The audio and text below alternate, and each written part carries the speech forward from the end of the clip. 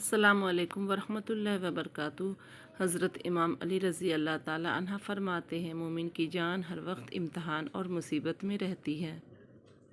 حضرت عائشہ رضی اللہ تعالیٰ عنہ کہتی ہیں کہ آپ صلی اللہ علیہ وسلم کھجوروں کے ساتھ تربوز کھایا کرتے تھے اور کہتے تھے، ہم اس کی گرمی تربوز کی ٹھنڈک سے ختم کرتے ہیں اور اس کی ٹھنڈک کھجور کی گرمی سے ختم کرتے ہیں۔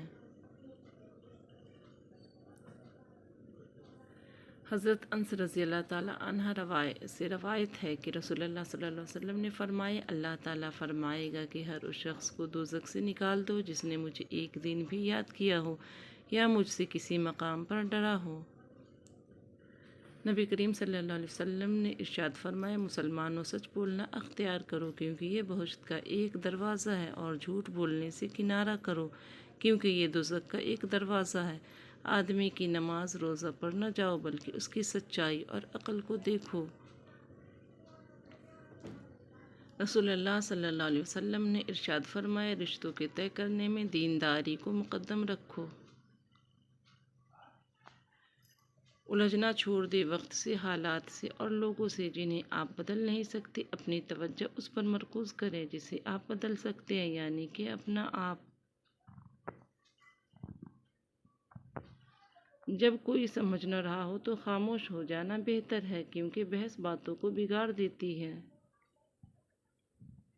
کچھ لوگوں کی مثال اس قلم جیسی ہوتی ہے، دل کے اوپر بھی جگہ دے دو پھر بھی نقصان دیتے ہیں۔ ظرف وسیع کر لو، شکوے شکایتیں کم کر دو، وجہ پوچھنا چھوڑ دو، خواہشیں مختصر کر لو، اور اسی طرح زندگی آسان ہو جائے گی۔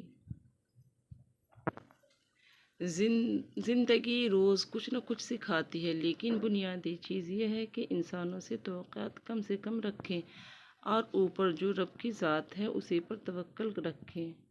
صدقہ کرتے رہا کیجیے۔ اگر آپ کو دوائیوں سے آرام نہ آ رہا ہو، پریشانیاں ختم نہ ہو رہی ہو، تنگ دستی سے نجات حاصل کرنا چاہتے ہو تو صدقہ دے کر دیکھ لیں، کیونکہ صدقہ بلاؤں کو ٹالتا ہے، بیماریوں کو دور کرتا ہے، اللہ کے غضب کو ٹھنڈا کرتا ہے اور مال میں برکت پیدا کرتا ہے۔ سب راستے بند ہو سکتے ہیں مگر رب کی رحمت کا راستہ کبھی بند نہیں ہو سکتا۔ آپ اپنے آپ کو سمجھدار ضرور سمجھیں مگر دوسروں کو بے وقوف سمجھنے کی سمجھداری سے پرہیز کریں۔ ہم ہمیشہ نعمتوں کو اپنی نیکیوں کا انعام سمجھتے ہیں اور مصیبتوں کو گناہوں کی سزا۔ اس دنیا میں جزا بہت کم ملتی ہے اور اس میں بھی امتحان ہوتا ہے۔ نعمت شکر کا امتحان ہوتا ہے اور مصیبت صبر کا۔ رسول اللہ صلی اللہ علیہ وسلم نے فرمایا، بھوکھوں کو کھانا کھلاؤ، بیماروں کی عیادت کرو۔